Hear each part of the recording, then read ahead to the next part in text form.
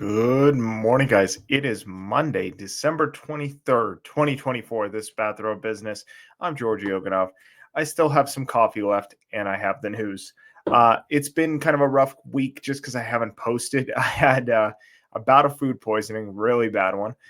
Just a lot of stuff going on with work, people going on vacation, people are still on vacation. And so the last week or so has been pretty busy. I haven't really posted at all, but I'm going to post today. This might be my only post for the week, just simply because tomorrow's Christmas Eve, then we have Christmas Day, and we'll see what the rest of the couple of days look like. And at this time of year, everything's kind of slow with the market. However, today I do have a number of stories that are very interesting and some that are actually throwbacks to last week that I think are worth mentioning. The first, I guess, let's talk about is interest rates. So last week, the Fed did cut interest rates quarter of a basis point. However, they signaled that they would be more hesitant to cut in the future, which, as if you watch this channel, I think is fantastic. However, the market responded very negatively to that news. So the market dropped about 1,000 points that day. I think it was actually 1,100. Massive contraction, especially actually with the NASDAQ. If you understand the bond markets, that's actually not too surprising.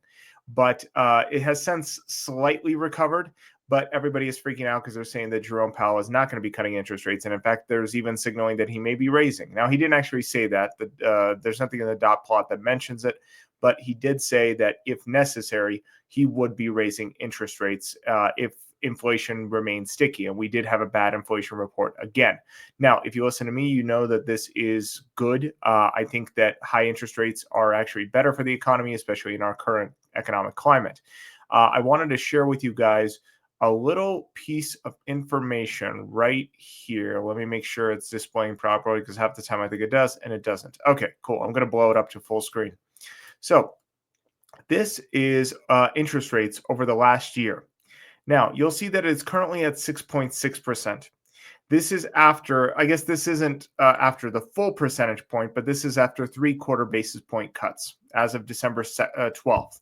The cut occurred last week, I think on the 18th. So after all those cuts, after 3/4 of a basis points, after all the signaling that there's going to be more cuts coming, all we gained was 6.6. To give you an idea of how bad that is, prior to the cuts in September, we were at 6%.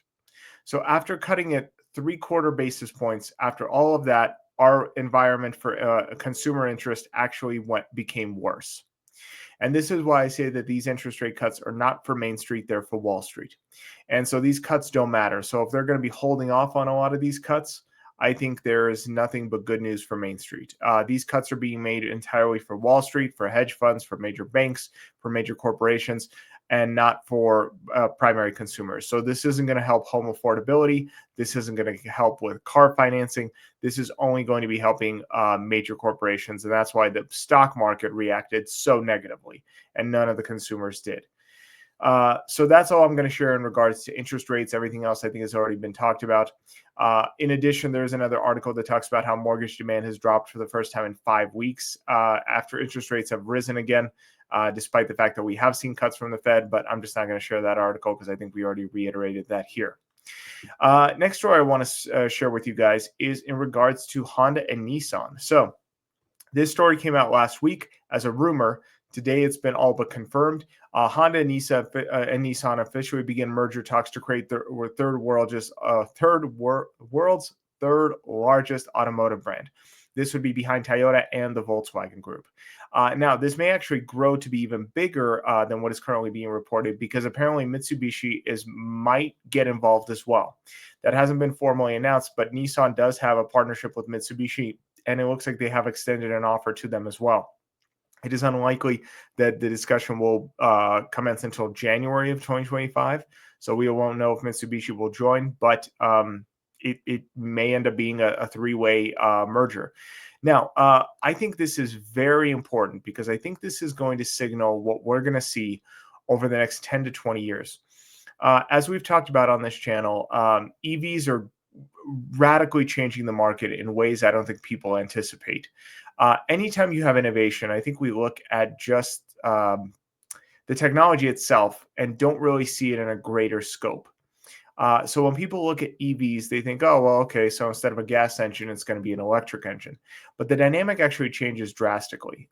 When you have power commoditized, you need to now be able to sell cars based off of something other than power. And what I mean by that is, it used to be that if, oh, and I'm not sharing the article, of course. Give me 1 second. I keep doing that. Oh, it should be sharing. Why isn't that sharing? Okay, there we go. Sorry, guys. But back to the point at hand. Um, if or currently, if you want a more powerful engine, you have to usually go to a more expensive car, and that's been the case since the beginning of auto manufacturing itself. More power meant more expensive car. However, EVs have kind of standardized the market, so you can get the same power from a Kia as you can from a Porsche. It doesn't really matter. Sure, maybe even the Porsche will be slightly faster, a quarter of a second, half a second, a full second. But does that justify, 4, 5, 6 times the price? For most people, it doesn't actually matter. And where those decisions happen, it's not usually between Kia and Porsche, but it is between Kia and Infiniti. It is between Toyota and Lexus. And so in the in between, in the middle of the road, where those changes actually matter, you're going to see a lot of issues where people just aren't going for the upgrades because they're not worth it. You get the same packages. At the same time, the features have been standardized for a while because for a long time, power was more expensive to build into cars, so they would hit you with lots of features: Apple CarPlay, heated seats, etc. So we've now entered a market where both a lot of the features have become standardized and all of the power has become standardized, and these brands have to win out somehow. So how that's going to happen, I think, is going to be mainly through supply chains, mainly through branding, mainly on capacity of delivery, financing, things like that. We're going to be shifting into a very different market. And the Honda Nissan merger, I think, is an omen of things to come. Even the whole Jaguar debacle is an omen of things to come, because whether you like it or not, Jaguar understands that they need to restructure and present themselves in a different way than they did for the last 100 years, because gas just doesn't, electric just doesn't operate the same way as gas does.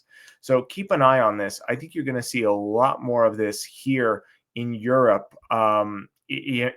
possibly here in the United States. The United States is a bit of a different scenario with the big three, just because there is so much structure and history and unions and government control and everything that goes into it. But obviously, the chicken's going to come home to roost here as well. But I think the form that it'll take here in the United States is a little bit different. But I do think we'll see a lot more consolidations, a lot more mergers, a lot more dissolving of brands. Like, does GM actually need as many brands as they have? Do they need Buick? Do they need Lincoln? Do they need, insert name here? Or are we going to see a lot of these become dissolved, insolvent, and just possibly even sold off? We'll see.